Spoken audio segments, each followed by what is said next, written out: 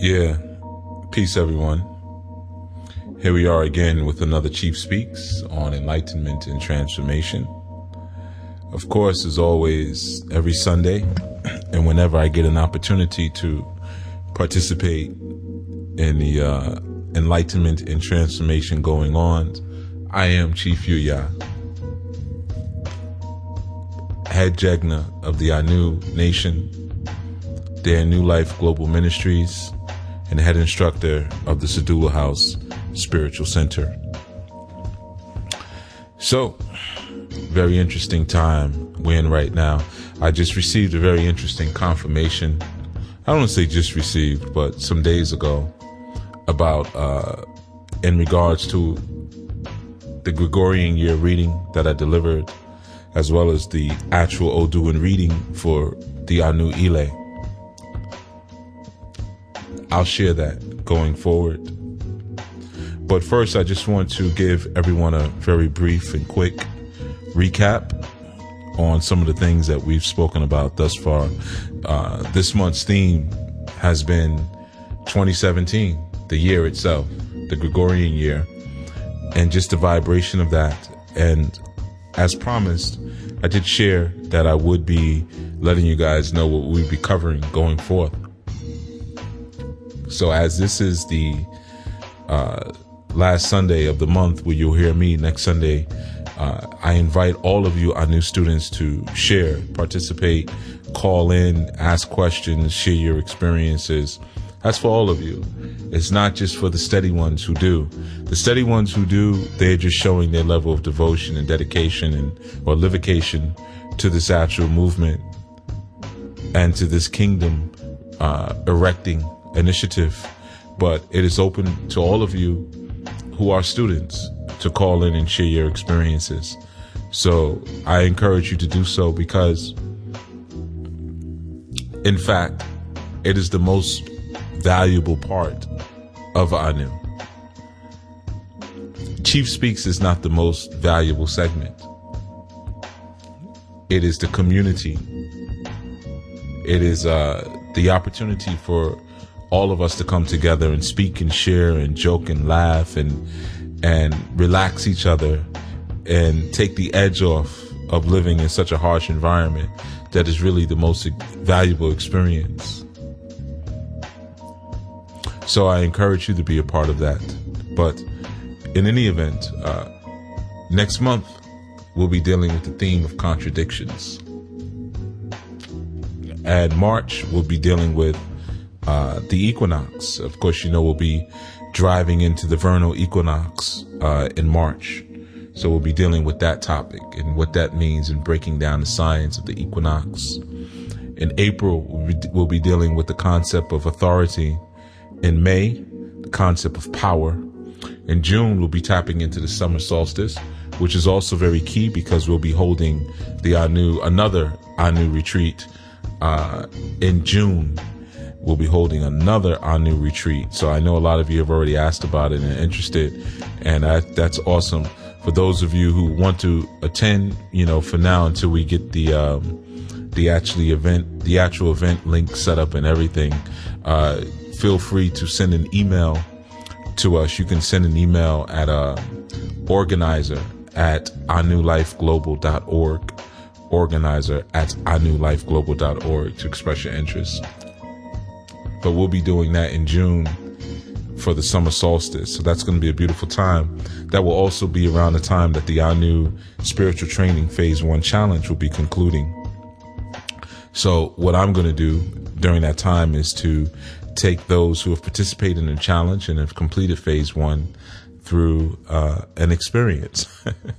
So I look forward to meeting many of you there and seeing you there and congratulating you on your completion in June. All right.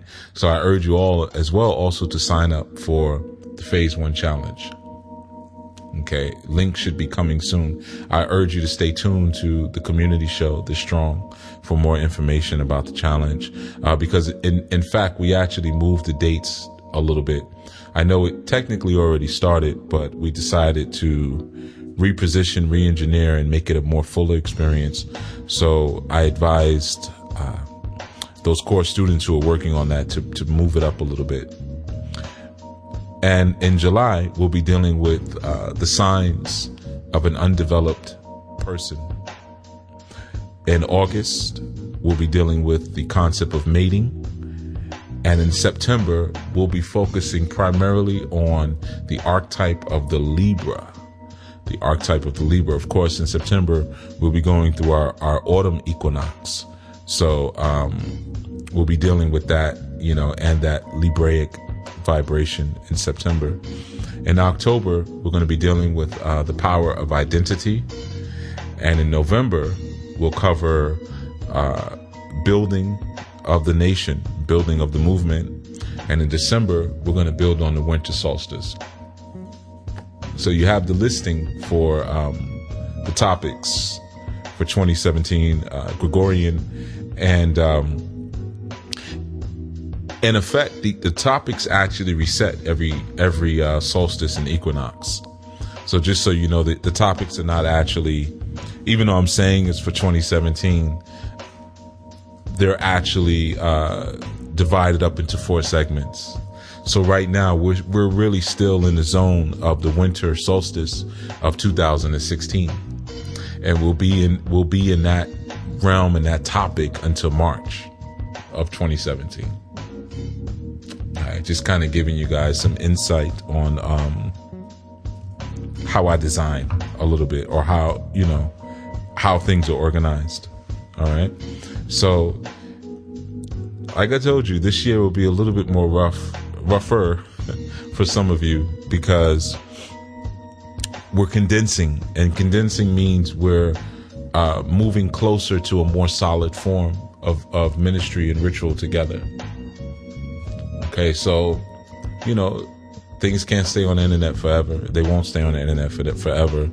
And for those who are really about doing something together and enjoying ourselves, enjoying one another, and building with one another, and mating with one another, having children with one another, joining each other's families. We're moving closer into that space. And I know those are supposed to be topics that we're supposed to feel embarrassed about when they're brought up. If I say we need to have children with one another and we need to mate with each other, it's supposed to be taboo. But again, that's not the healthiest, right? If we're moving in the same trajectory and on the same wisdom path, dealing with similar psychology, culture, mythology, spirit, and ambitions of assemblage, then we should be together intimately. Even if that intimacy is platonic, or if that intimacy is sexual, but we should be close with one another. So we're moving closer into that space for those who desire that and need that in their lives, and recognize that without the group contribution and the familial contribution, that they're being picked off. We'll get into that a little further, but this month we've been dealing with concepts of entitlement, really heavy. And of course, we've been dealing with breaking down and uncovering and lifting up the garments of the overlords so that we can recognize them. We've also been dealing with just 2017 in mathematical and numerical value. So we've covered a lot of things this month, and there is so much to come, as you can see just by some of the monthly topics that are in front of us. And that's not to mention the Monday through Friday community shows, all right, which are going to expand after June, because we'll be taking on more hosts as well. So it's going to be an even larger experience, all right. And then I also have another show in the works. Okay, so theoretically, pretty soon we'll be on from Sunday to Sunday. Okay, so you'll be able to get your Anu dose on a daily basis for those of you who can stand it. All right. But yeah, so this segment, I wanted to speak about a few things, but I'm going to start with, I want to share a story. I haven't really done any pataki breakdowns in a while, purposely, or any other type of story or mythology breakdowns in a while. And I'm not really necessarily going to break down what I'm just going to share, what I'm about to share. I'm going to just share it. And then we're going to work from there.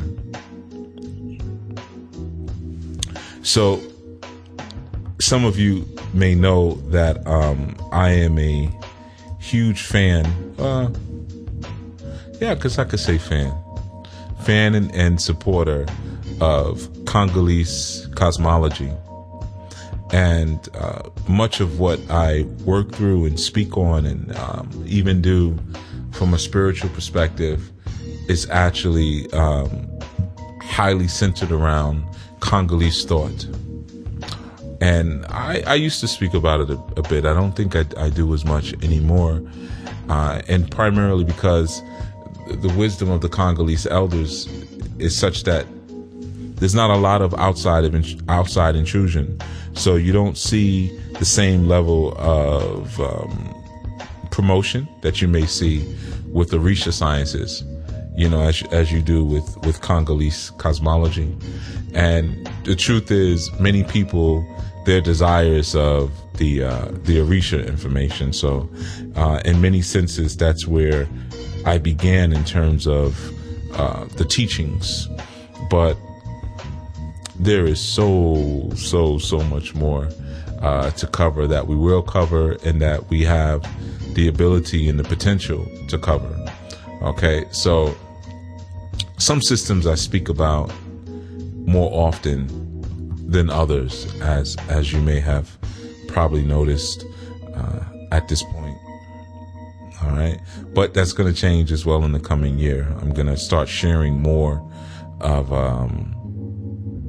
just more of some of the information that I have. Maybe not all of it, because I understand it can be overwhelming, and that's not my intention. There's nothing cute about overwhelming people who are coming to learn, But let's talk about Ninpetro. Okay. So there was a man, a hunter, in fact, by the name of Ninpetro, and he had 3 wives: Ndosa Ntu, Songa Nzila, and Fula Fula. Okay, those were his 3 wives. And then Petro, he was a hunter. Okay, and so one day he goes out and he kills an antelope for his 3 wives. And the 3 wives, they take the antelope and they cook it up and they eat it. And a short time then passes, and they start saying that they're hungry again. So he says, okay, no problem. So he takes his rifle and he goes back out and he hunts down a monkey and he kills a monkey. And he brings that back to his wives, and they cook the monkey up. And then in a short while again, they say again, we're still hungry. We need more food. So then Petro says, okay, all right, I know what to do, because these women like to eat. They have big appetite. So I know that the only thing that's going to satisfy their hunger is an ox. So then Petro then goes out and he goes to hunt down an ox. Right? And he finds the tracks. So now he's tracking down this ox. Let's see, my cigar went out. I need my cigar. Yeah.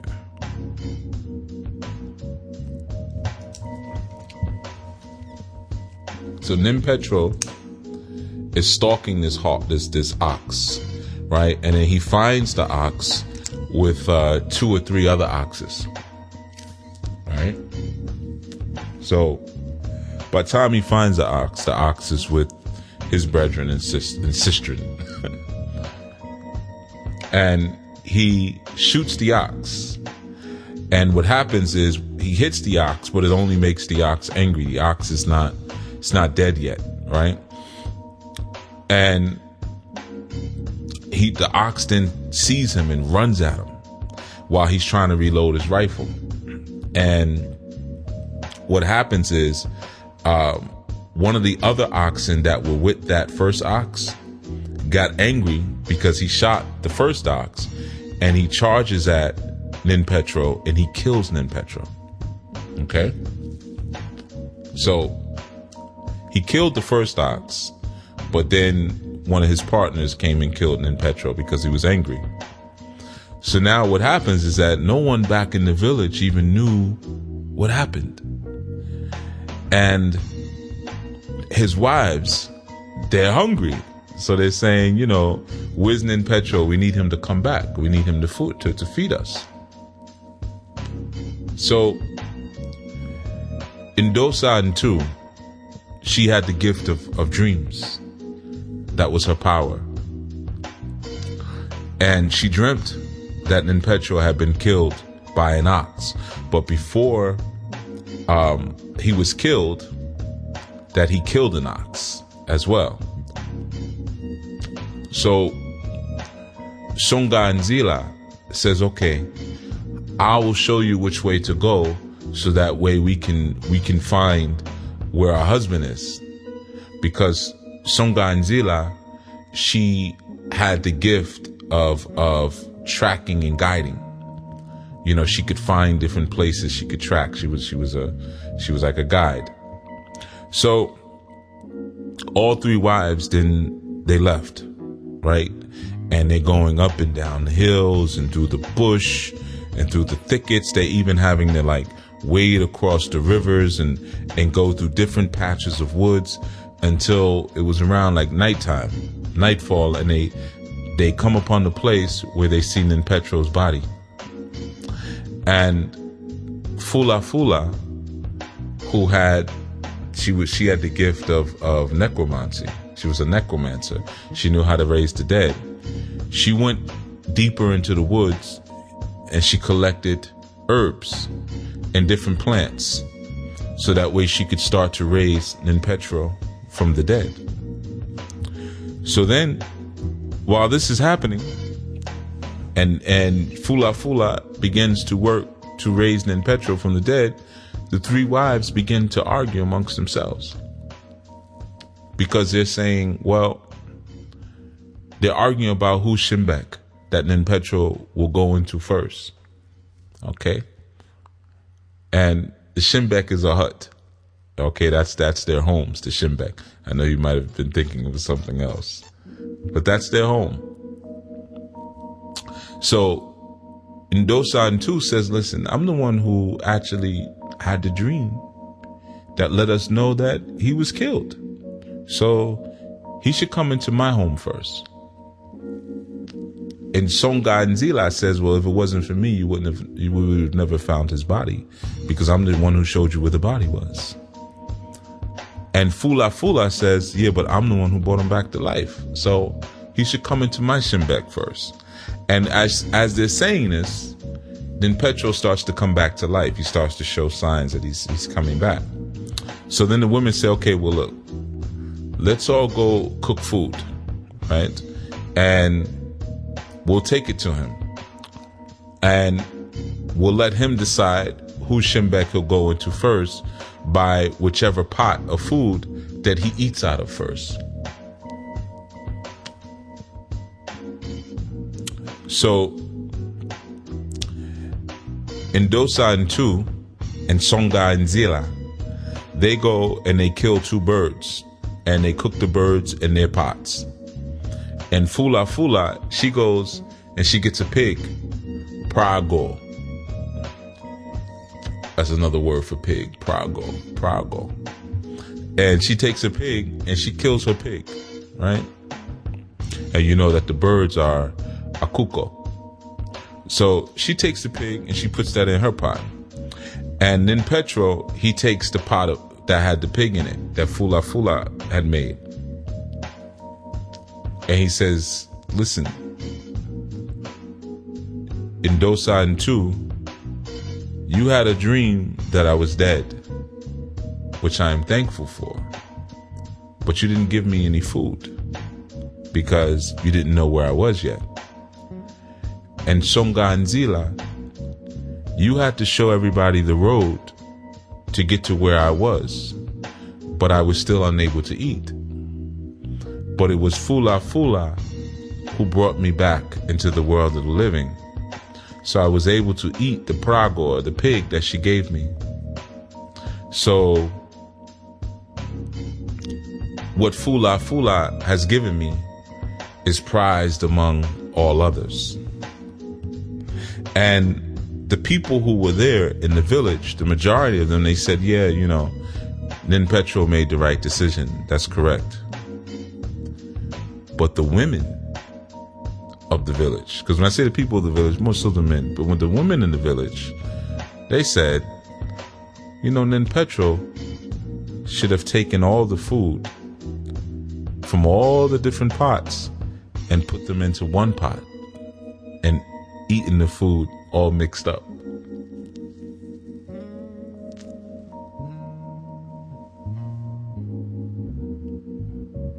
You know what I mean? Now, I spoke about in the yearly reading that this is really a strong season for women that we're coming into now. And even with the reading for the Ile, for the Anu Ile, it's a very maternal reading. Lots of honor. In fact, I'm actually going to build newer shrines this year for the women. But this is a strong year for women. Very interesting enough, a good brother of mine who's doing he does a lot of community work. He's an artist, music artist, and he was doing some promotions at a concert and things for the Women's March on Washington, which many of you know has occurred, and a lot of women have gone down to DC and spoken about what is important to them and for them. And it's a beautiful thing, you know, because when women speak up, we get a fuller breadth of what's really going on. Most women are shorter than men. You know, most women are closer to the ground than men. Most. They're more aware of what's going on than sometimes we give them credit for. Now, you see in this story with Nin Petro, his 3 wives had the ability to revive him. They all had a different talent. They all brought something different to the table. And they had the ability to unify. But of course, sometimes through competition and greed, women will separate, you see, which we've spoken about before. Sometimes women are doing just great until a man enters the room. Then the competition begins. Or men are doing just great until a woman enters the room. There was a time for the women to work together. There was a time for the men to work together. But you see, when Nin Petro had to go out and hunt, he had to hunt on his own. And he had to feed his wives on his own. He had to satisfy their cravings and their desires and their needs on his own. They didn't ask him for a monkey. They didn't ask him for an antelope. They didn't ask him for an ox. But he knew that he had to give what would satisfy their hunger, despite what they may have just said, we're hungry. But he had to be in tune with the needs. So when he said, okay, I'm going to get an ox, because that will definitely satisfy their hunger. Regardless of what they may have said they had a taste for. A man will address your needs, not your wants. But you see, the wisdom of women is really, and always should be, unification. Sometimes that unification comes through destruction, which can be problematic. That can be problematic. Sometimes a woman's way of unifying is destroying everything and bringing it down to ground zero. Kali will tell you about this. APEP will tell you about this. Janssen will tell you about this. Jehovah will tell you about this. Just flood and destroy everything, and it will bring it all to one level. But you see, the wisdom there also was, he had 3 women. He was a hunter. He had 3 women that had distinct gifts. And there was a way that those gifts could work together in order to revive their men or their man. They recognized the value of their man. They recognized the need for their man. And when they called out problem reporting, we're hungry, he had to come with the solution. Even to the point that it meant putting his own mortality at risk. Because that's what men do. Men put their lives on the line. Real men put their lives on the line at any given moment. As long as they feel that what they're putting their life on the line for is worth it, and they're appreciated and recognized. Now, the wisdom that he should not have held one gift over the other, despite what popular opinion was something to think about. The sisters said, no, you take all the food, put it into one pot. That's how you settle that quarrel. I'm not going to enter anyone's shembek tonight. Maybe we'll all sleep in my hut. Maybe we'll just all be together for this night because we all work together. But nonetheless, and I mean, there's so much to break down, even in the names of Ndosa and Tu and Songa and Zila and Fula Fula and even in Petro, who in many other Congolese stories, Petro is a man without means. He's a poor man. And his wives help to bring him wealth. Even though we see him providing for them, look at the gift they also gave him at the same time. They brought him back to life. How much would you pay for that? How much would you pay to bring a loved one back?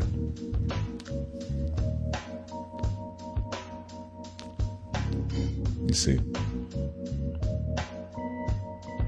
So the idea here, again, is the unification power that women have when they're properly focused and walking in their own gifts and not looking to usurp the gifts of others because of jealousy, or looking to usurp the position and role of their men because of jealousy or because of a sense of insecurity or a lack of self-esteem.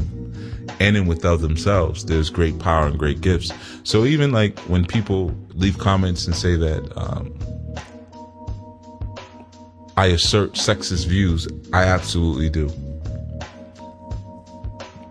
Because in our own positions and assignments, we can do great and wonderful things. We all come with natural inclinations and propensities, but sometimes through the gilded cages of social engineering and architecturing, we start to think that what has been programmed in us is more powerful than what we were naturally born to do. So then we start connecting with ourselves at our lowest and weakest levels. I cover this a bit in our new spiritual training phase 2. And I use an example of a tiger in Bangladesh, a Bengali tiger. Would you want to connect with that spirit of a tiger when it's running along the Ganges rivers, or would you want to connect with that tiger when it's in a cage or jumping through hoops from Madison Square Garden's Ringling Brothers Circus? Which one do you think is more powerful? So it's the same thing when we're functioning in our natural capacity. Why is it that sometimes that I'm so quick to maintain my throne when I'm speaking to people on the phone or just speaking to people in waking life? Because I'm always going to connect with you at your most powerful, and I'm never going to relinquish my power to make anyone else feel more comfortable. You see, so I guarantee you, Songa and Zila will not now try to be Fula Fula. Songa and Zila is the guide. And Dosa and Tu will not try to be Fula Fula. And if some of you need a reference to this, which you don't, but I'll give it to you for a moment, because I always warn you about making one thing another thing. And really making sure that you maintain the respect of each energy in its proper assignment and positioning. But if you need a little bit of a little help in terms of visualization, Ndosa and Tu is a dreamer. That's Oshun. Songa and Zila is the guide. That's Eshu. Fula Fula is the raiser of the dead. That's Oya. Or it could even be Iku or Rumila, but we'll just say Oya to make it simple. And then Petrol is Ogun or Shango, but we'll just say Ogun to make it simple. But when you read these stories and you understand our stories and our mythology, it even helps you to understand a bit the energies that work well with you, what you need around you if you're a certain type of energy. Because if you're a certain type of energy, you will get yourself in certain types of binds, and you will need certain types of people on your team and in your camp. If you're a chief, you need a woman who understands diplomacy. You need an insightful woman. You need a witch. Now, whether you get that all in one woman or and within your organization you have that, or if you have multiple family partners, these are the type of energies that you need around you.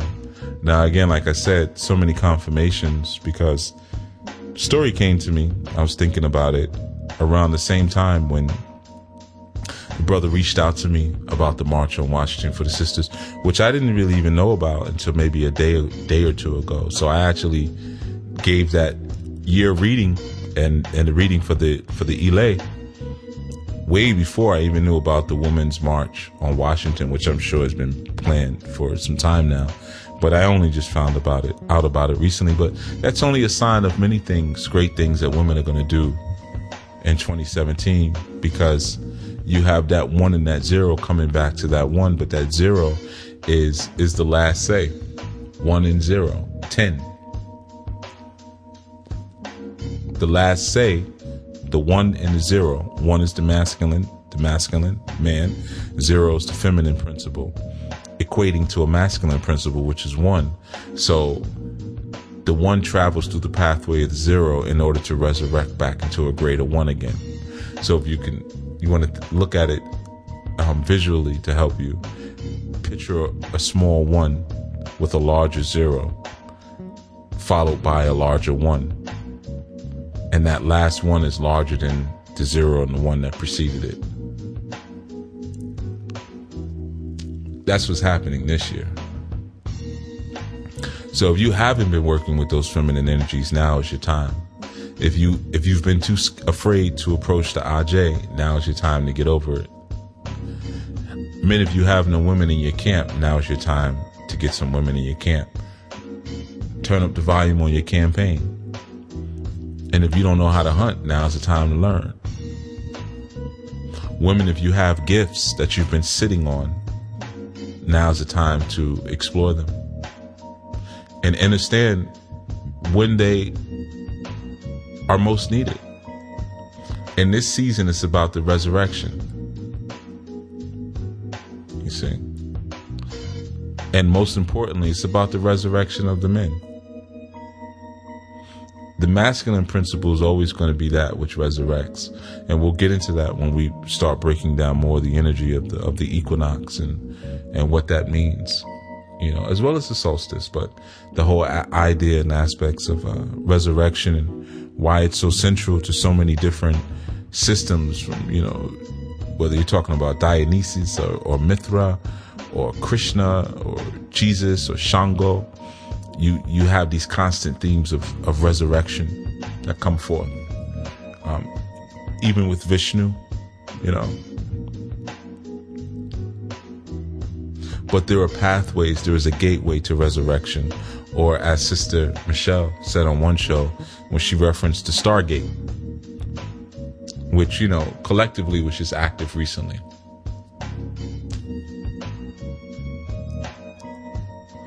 And then I said to her in that segment, sister, you're sitting on top of a stargate. It's called your vagina. It's called your womb. That's where we resurrect through the womb.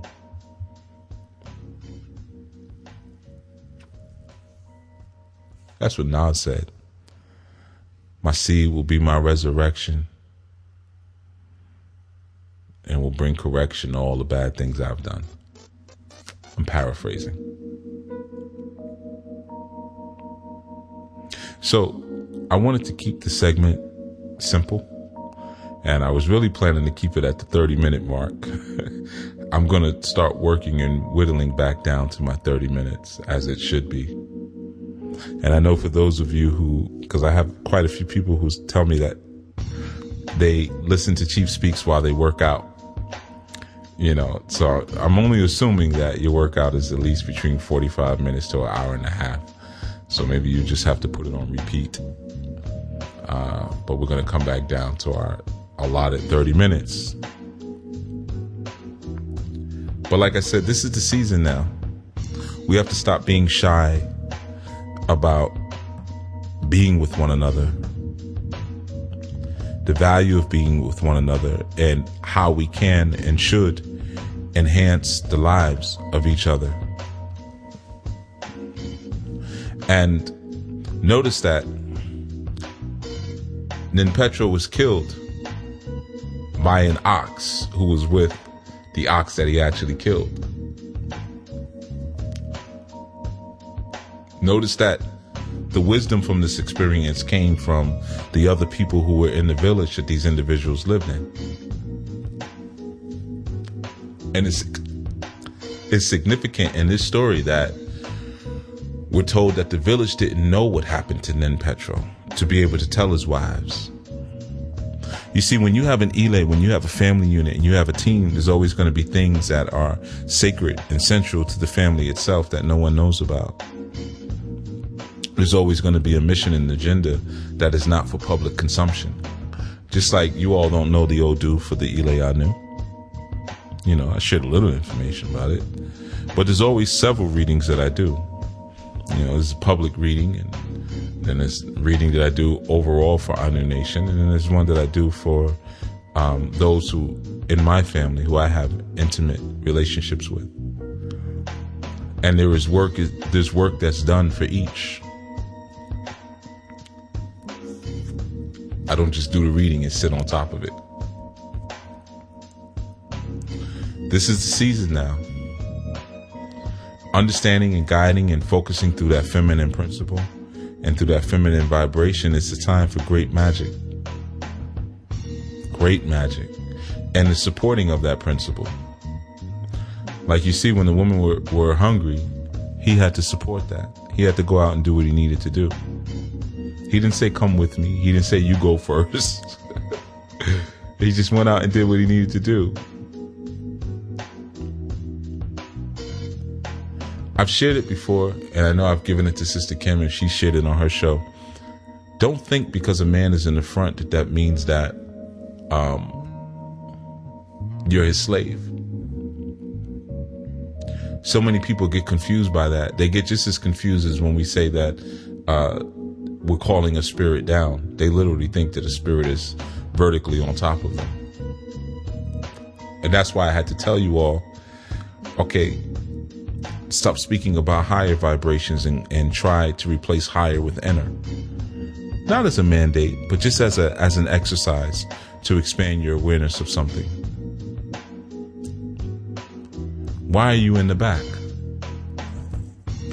Because if we would have all went hunting, we would have all gotten killed. And he doesn't have the ability to resurrect you the same way you have the ability to resurrect him. So everyone stays in their place because they're most powerful in their place. Like we already know that Ndosa Ntu needs a space to dream. Her bed has to be a certain way. Songa Nzila needs to have the freedom as a woman to roam. Because she's the guide and she understands and learns the lay of the land. Fula, who is the raiser of the dead, has to have a space to have her shrine set up and to be able to do her ancestral work, because it's germane to her actual talent, tool, and purpose.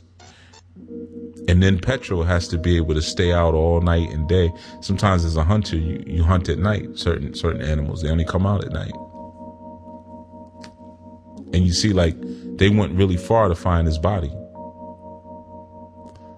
So he roams. He's not sitting at home all day because he can't do his work from the sofa. You know, one of the beauties of blended family or plural family, I know so many think that the beauty is, oh, the man gets all these women to sleep with. That's nasty. Okay. If you feel that way, then that's fine. But I can tell you, one of the beauty of it is the freedom and the space that it gives each individual to be and do what it is that they are supposed to, without the consistent burdens of duty. With the exception of the man. The man is actually the busiest because he's got more people to provide for. He's got more people to listen to talk to, more children, so forth and so on. But the women are actually given a different degree of freedom. And women need that. See, this society is all about constricting. And when I say constricting, I don't mean that, submission. Submission is necessary. Take it however you want. Doesn't really matter much to me. You got to come under a plan. That's all submission is coming under a plan. If we're not under a plan, then the three of us won't be able to get together and resurrect this man, because everybody's doing their own thing. What is the ultimate goal? What is the ultimate plan? If we see this man as the pinnacle and as the point, then we have to make sure our point is always sharp. Just good business. That's all. It's good business. If you had a prize racehorse and that racehorse earned you a lot of money, then it would behoove you to make sure that that horse is as healthy as possible and protect it from every angle.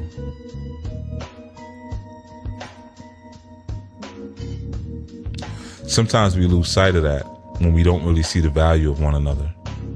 We don't see the positioning and posturing of each other. And we're spending too much time trying to meet the demands and the gold stars and approval ratings of a society that doesn't even understand a story like Nen Petro and his 3 wives. That's us. That's where we come from. That's our legacy. That's our science. So when you follow the calculations and the philosophy and the thought patterns of your science, your life becomes much easier to deal with.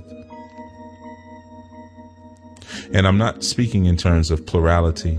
You know, that's a choice. And I will say this to the men as well listening, as well as to the women. Just because there's a perceived shortage of men, that's not a good enough reason to try to shame someone into plurality. You know, or because there are some women who don't have men, that is not a good enough reason to shame someone into inviting them into your family. I hear that too often. Oh, well, you're going to have to learn to share, sister, because, you know, ain't no men out here. Okay, well, you know, women have figured out something, that in order to make it through this world and this society, they don't actually need the men. It enhances them, it makes them sane, it balances them, but they can live and die undeveloped, because you develop through your relationships. Without it, yeah, you maintain a very juvenile and weak mentality and spirit, but some are okay with that. So guilting a person into something like that, by saying, okay, well, there's a shortage, so you're going to have to do this, is not enough. People can do whatever they want to do, whatever they feel like doing. And it goes the other way too. A man can't be guilted into getting with someone because she's alone. She may be alone for good reason. He may be alone for good reason. Some people have not evolved to the point where they can be around other people or be intimate with other people or sharing or giving. They cause more harm in that way.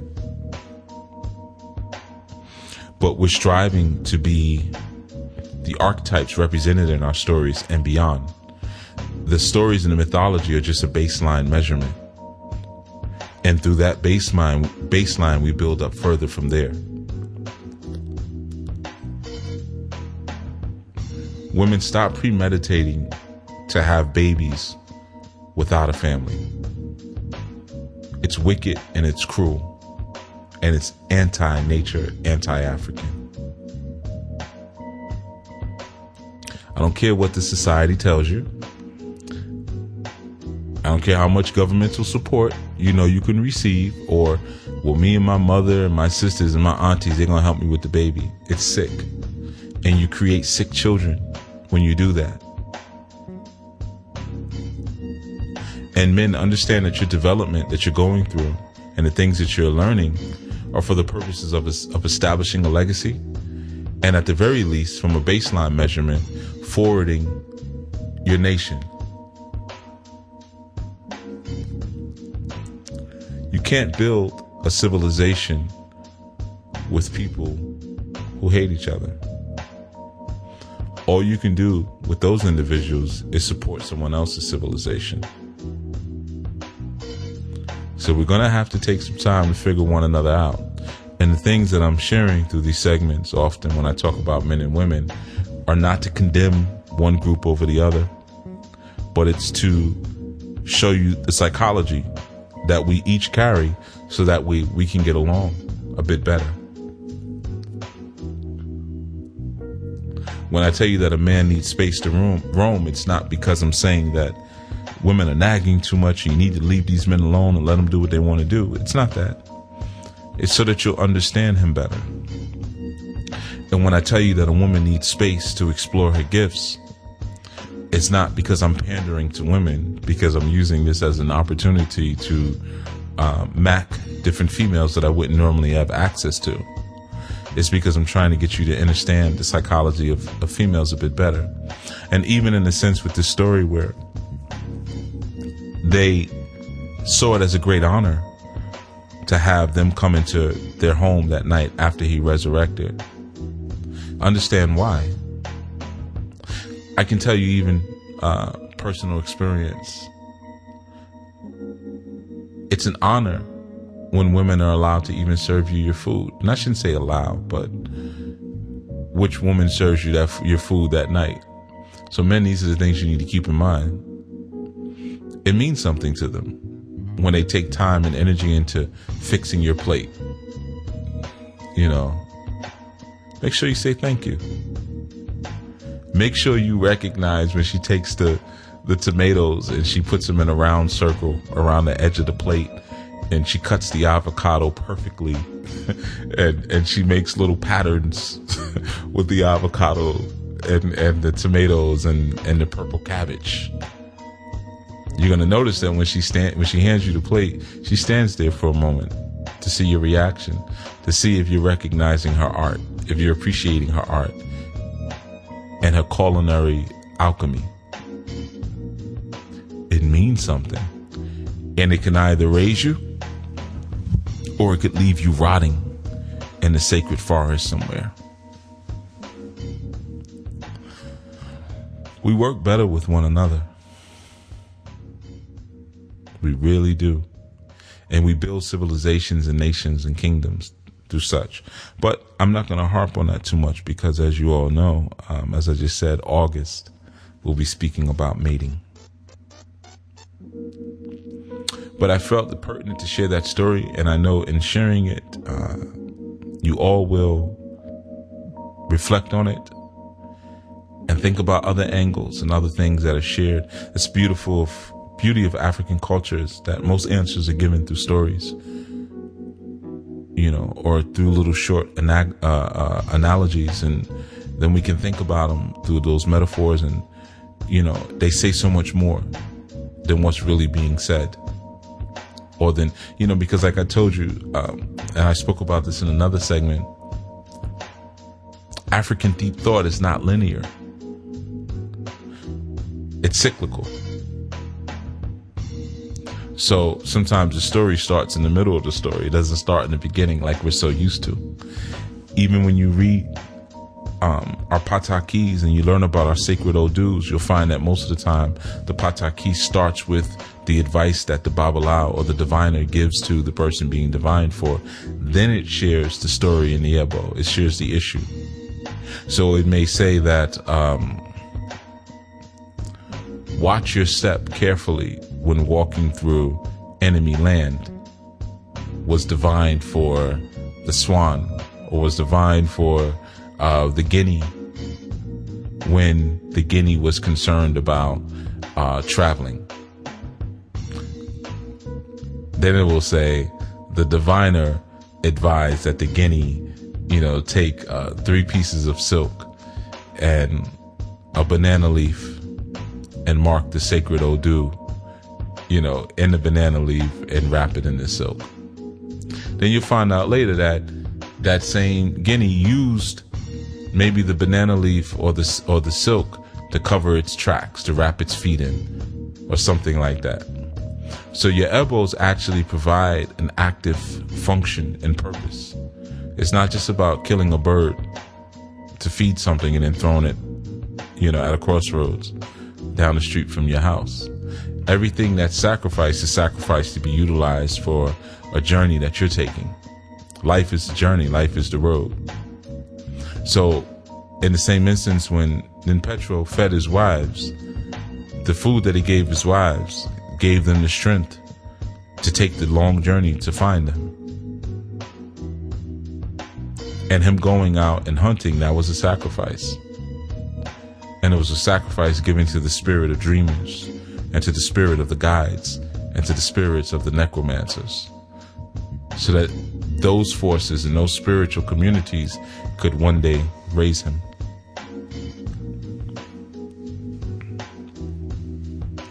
This has been our Chief Speaks. I look forward to hearing you all next Sunday for the Open Student Panel. Make sure you call in, share, and this Monday through Friday, we'll be dealing with the community show. We will be shifting the times as well, the strong. So some of you may miss them here and there, but the times will be posted. All right. We're going to make sure we get everyone in. So there'll be early dawning shows and there'll be nighttime shows. And with that, if you work or if you live in a time zone that's a little further out, you will all have the opportunity to tune in. Okay. So we're going to have 2 7 a.m. shows going, 7 a.m. Eastern. And we're going to have even a late night show at 9 p.m. Eastern, as well as our 1 to 3 p.m. shows. So you all can get in there. Until such time, this has been Chief Yuya with another Chief Speaks.